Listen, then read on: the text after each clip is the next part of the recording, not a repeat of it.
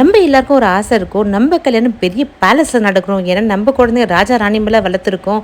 அது கவலை விடுங்க. சென்னையிலேயே அவ்வளோ சூப்பரான பேலஸ் மாதிரி மண்டபம்லாம் இருக்குன்னு யாருக்கு தெரியும்?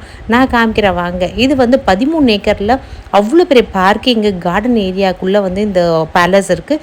அவ்வளோ ரம்மியமாக இருக்கும். அவ்வளோ பெரிய கெப்பாசிட்டி இருக்குது. இங்கே செம்மையாக இருக்கும். செம்ம ராயலாக இருக்கும்.